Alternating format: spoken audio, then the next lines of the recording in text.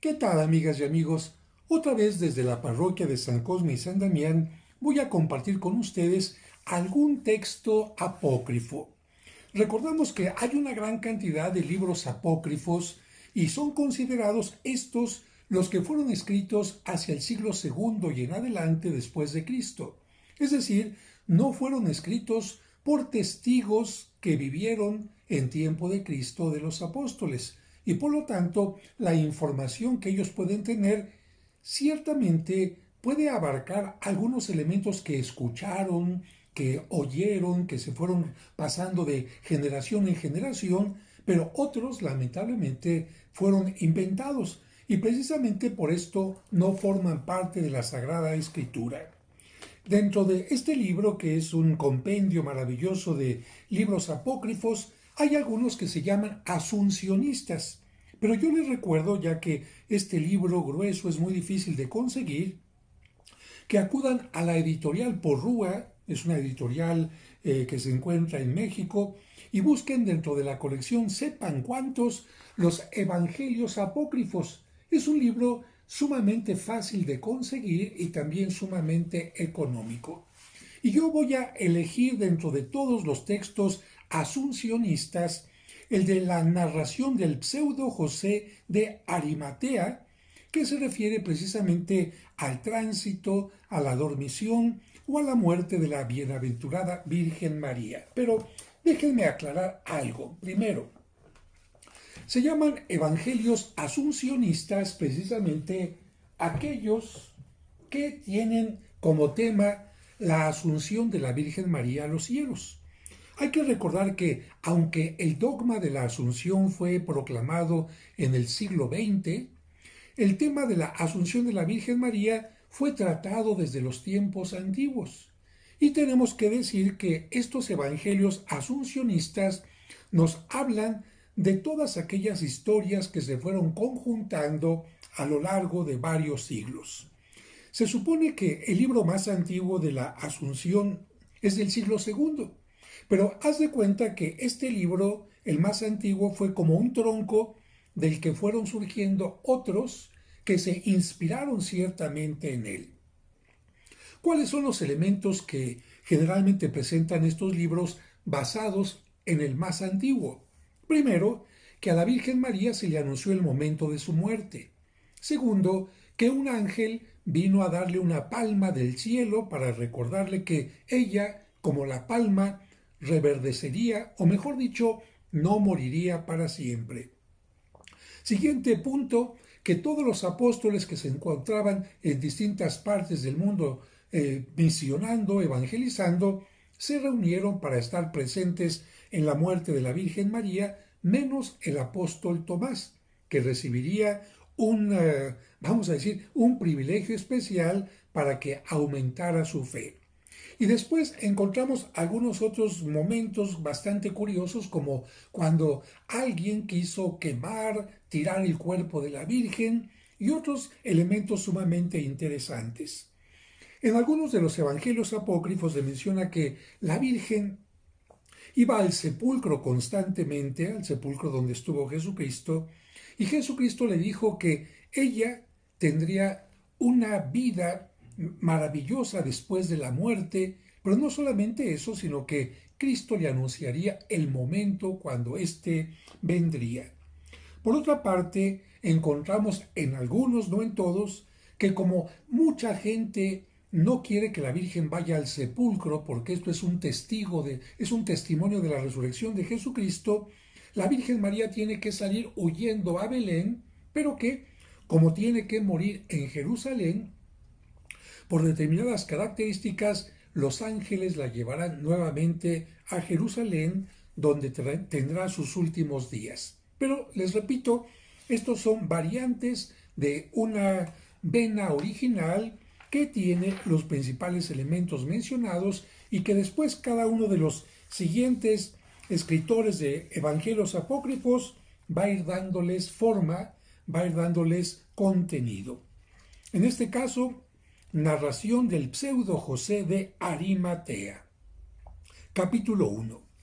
Entre las muchas cosas que la madre inquirió de su hijo durante el tiempo aquel que precedió a la pasión del Señor, figuran las referentes a su tránsito, sobre el cual empezó a preguntarle en estos términos: Oh carísimo hijo, ruego a tu santidad que cuando llegue el momento en que mi alma haya de salir del cuerpo, me lo hagas saber con 3 días de antelación, y entonces tú, querido hijo, hazte cargo de ella en compañía de tus ángeles. Capítulo 2. Él, por su parte, acogió la súplica de su madre querida y le dijo: Oh habitación y templo del Dios vivo, oh Madre bendita, oh Reina de todos los santos y bendita entre todas las mujeres, antes de que me llevaras en tu seno, te guardé continuamente y te hice alimentar con mi manjar angélico, como sabes. ¿Cómo voy a abandonarte después de haberme gestado y alimentado, después de haberme llevado en la huida a Egipto y haber sufrido por mí muchas angustias? Sábete, pues, que mis ángeles siempre te guardaron y te seguirán guardando hasta el momento de tu tránsito. Mas, después que hubiere sufrido por los hombres conforme a lo que está escrito, y después que hubiere resucitado al tercer día y subido al cielo al cabo de los 40 días, cuando me vieres venir a tu encuentro en compañía de los ángeles y de los arcángeles, de los santos, de las vírgenes y de mis discípulos, ten por cierto, entonces, que ha llegado el momento en que tu alma va a ser separada del cuerpo y trasladada por mí al cielo, donde nunca ha de experimentar la más mínima tribulación o angustia. En este capítulo se sintetiza de alguna manera lo que el Evangelio en la Biblia menciona: la muerte y la resurrección de Jesucristo. Tercer capítulo. Entonces ella se vio inundada del gozo y de alegría. Besó las rodillas de su hijo y bendijo al Creador del cielo y de la tierra, que tal don le había deparado por medio de Jesucristo su Hijo. Capítulo 4.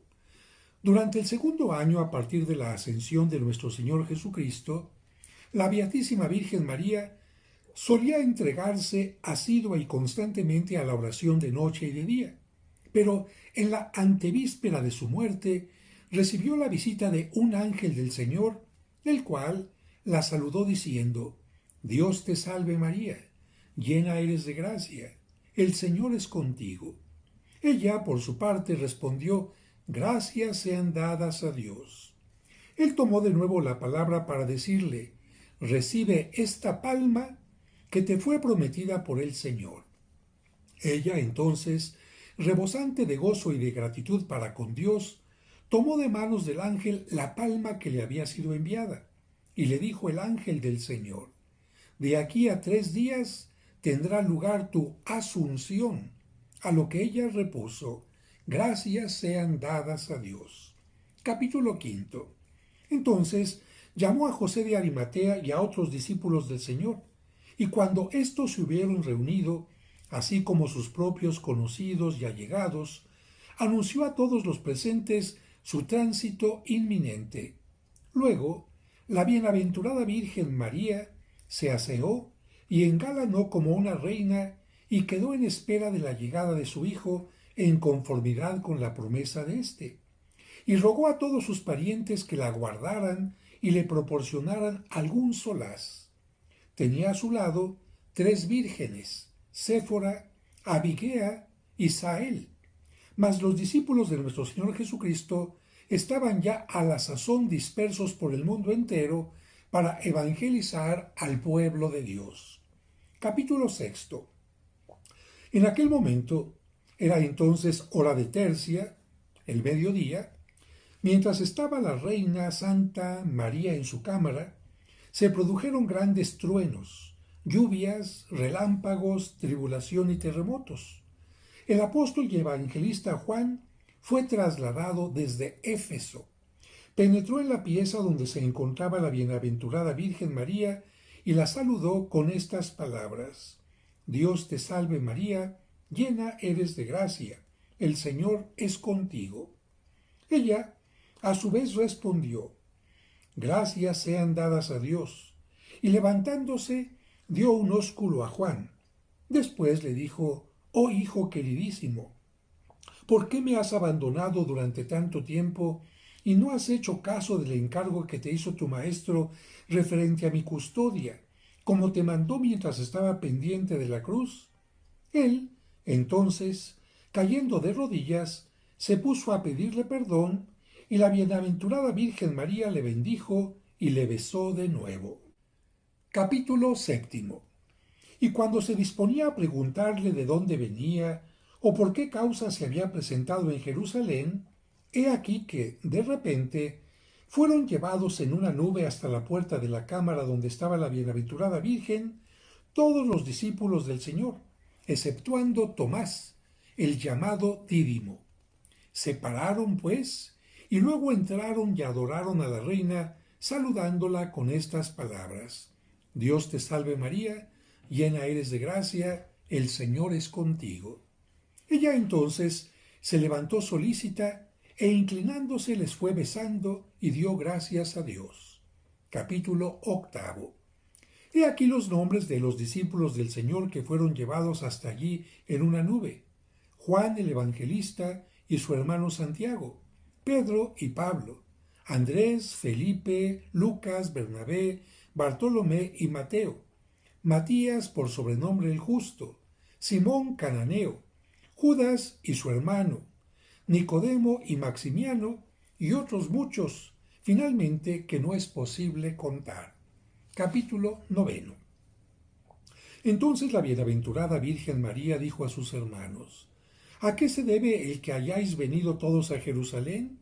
Pedro respondió de esta manera: Tú nos preguntas a nosotros, siendo así que a ti era a quien nosotros debíamos hacerlo.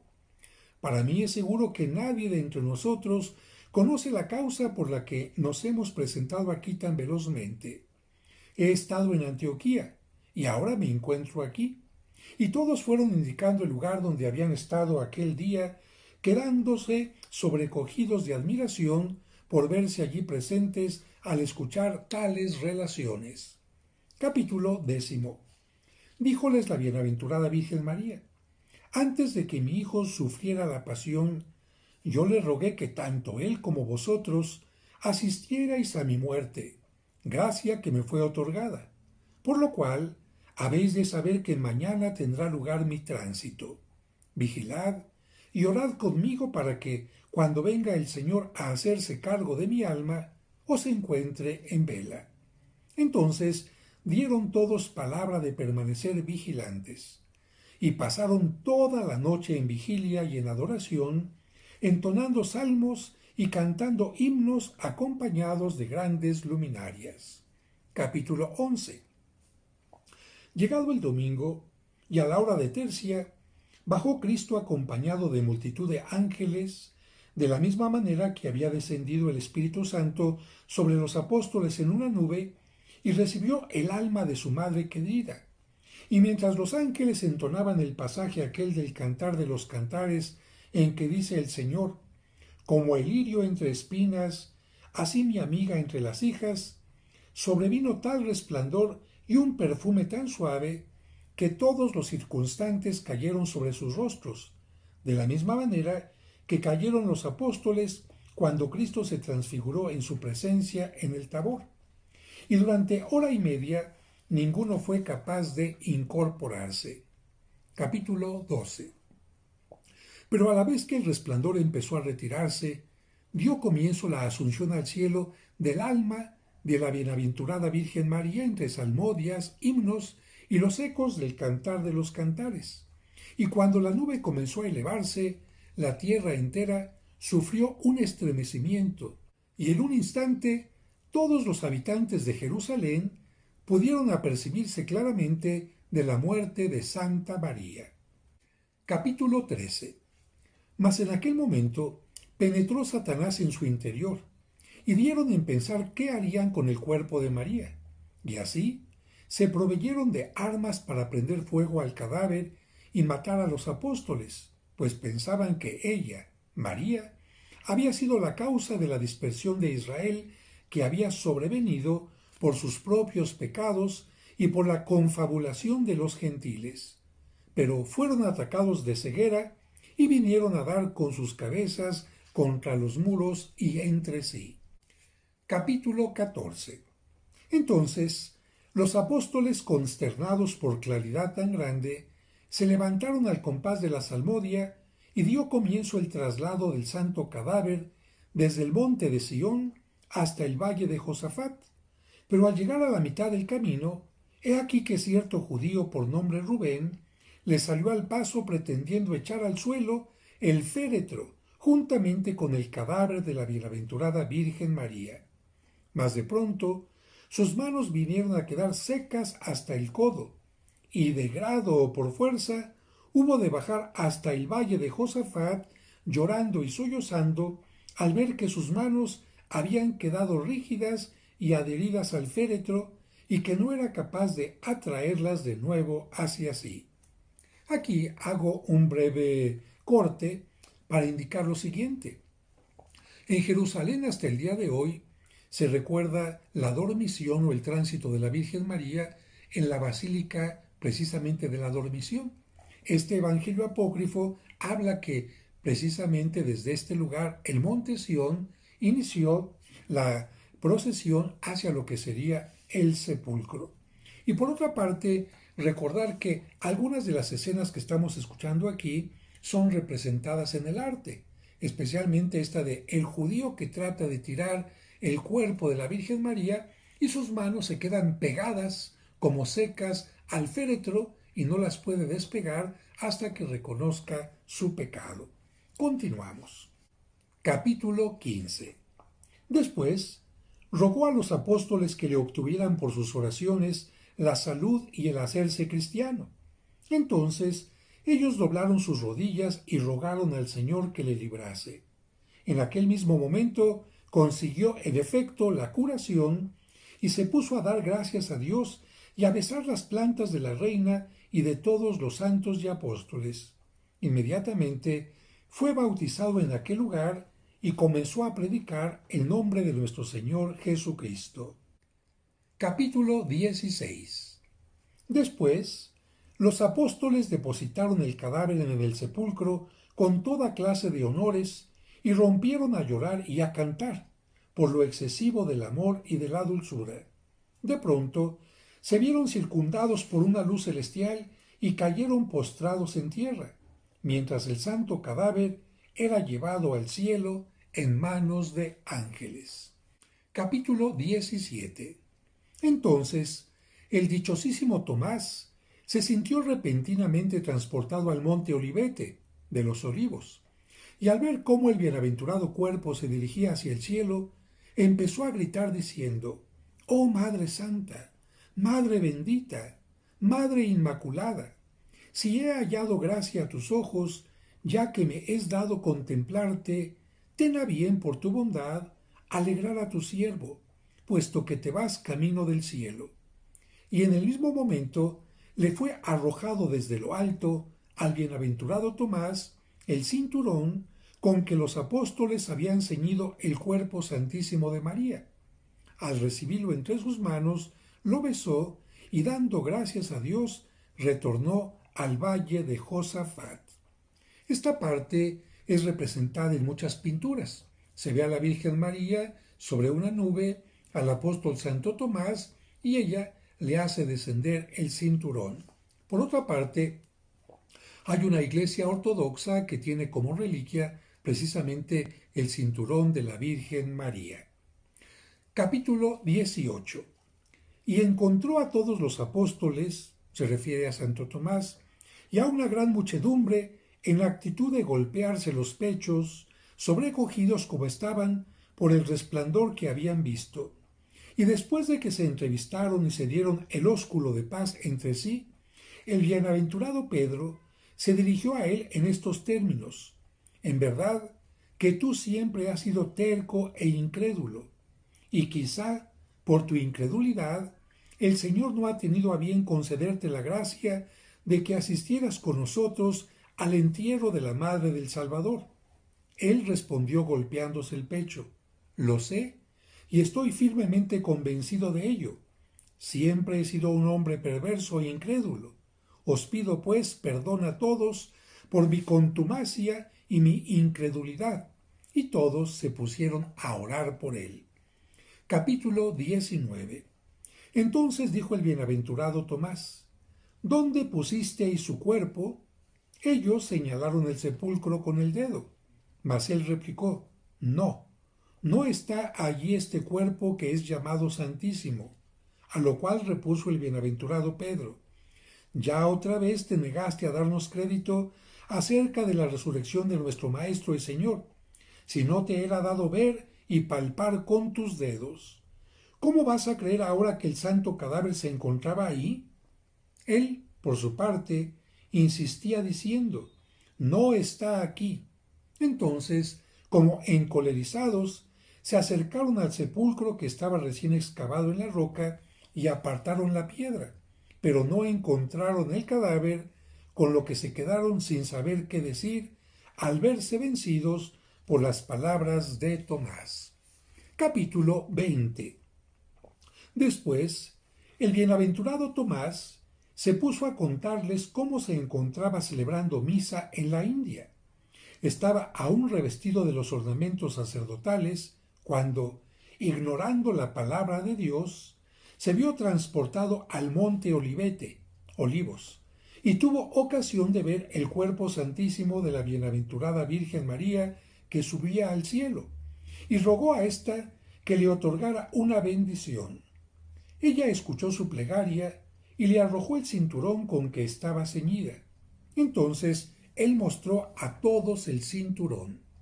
Capítulo 21. Al ver los apóstoles el ceñidor que ellos mismos habían colocado, glorificaron a Dios y pidieron perdón al bienaventurado Tomás, movidos por la bendición de que había sido hecho objeto por parte de la bienaventurada Virgen María y haberle caído en suerte contemplar su cuerpo santísimo al subir a los cielos. Entonces el bienaventurado Tomás les bendijo diciendo: Mirad qué bueno y qué agradable es el que los hermanos vivan unidos entre sí. Capítulo 22. Y la misma nube que les había traído llevó a cada uno a su lugar respectivo, de una manera análoga a lo ocurrido con Felipe cuando bautizó al eunuco, como se lee en los Hechos de los Apóstoles, y con el profeta Habacuc cuando llevó la comida a Daniel, que se encontraba en el lago de los leones, y al momento retornó a Judea. De idéntica manera, fueron devueltos también los apóstoles rápidamente al lugar donde antes se encontraban para evangelizar al pueblo de Dios. Capítulo 23 y penúltimo. Y no tiene nada de extraño el que opere tales maravillas quien entró y salió de una virgen, dejando sellado su seno, quien penetró a puertas cerradas en el lugar donde estaban los apóstoles, quien hizo oír a los sordos, quien resucitó a los muertos, quien limpió a los leprosos, quien dio vista a los ciegos, e hizo, en fin, otros muchos milagros. No hay razón ninguna para dudar de esta creencia. Capítulo 24. Yo soy José, el que deposité el cuerpo del Señor en mi sepulcro y le vi resucitado, el que guardé de continuo su templo sacratísimo, la bienaventurada siempre Virgen María, antes y después de la ascensión del Señor, el que escribí finalmente en el papel y en mi corazón las palabras que salieron de la boca de Dios y el modo como llegaron a realizarse los acontecimientos arriba consignados, y di a conocer a todos, judíos y gentiles, lo que mis ojos vieron y mis oídos oyeron, y no dejaré de predicarlo mientras viva. Roguemos instantemente a aquella cuya asunción es hoy venerada y honrada por todo el mundo, que se acuerde de nosotros ante su piadosísimo Hijo en el cielo, al cual le es debida alabanza y gloria por los siglos de los siglos. Amén. De esta manera concluye la narración del pseudo José de Arimatea. Les recuerdo que si se dice pseudo José es porque en realidad no se considera que haya sido José de Arimatea el que escribe este evangelio apócrifo asuncionista, sino más bien alguien que se pone este nombre para hacer parecer que el texto es mucho más antiguo de lo que en realidad es. Existen, como les menciono, varios evangelios asuncionistas, pero son bastante largos. En otro momento les voy a compartir precisamente uno de estos textos de asuncionistas, sobre todo porque habla de milagros antes de que la Virgen María sea llevada a los cielos, antes de su muerte, y son bastante interesantes. Por lo pronto, les agradezco a todos su atención, el interés por escuchar, por entender, por aprender, por conocer historias maravillosas que, aunque no forman parte de la Biblia, nos hablan de la tradición de lo que se creía a partir del siglo segundo, tercero, cuarto, quinto y sexto sobre la Santísima Virgen María. Y hay detalles muy interesantes, por ejemplo, pusieron atención en cómo saludaban a la Virgen María los apóstoles y otros personajes en esta narración, exactamente con el Dios te salve María, como nosotros lo seguimos haciendo en nuestro tiempo. Que Dios les bendiga y sigamos todos protegiéndonos en este tiempo de pandemia y siempre.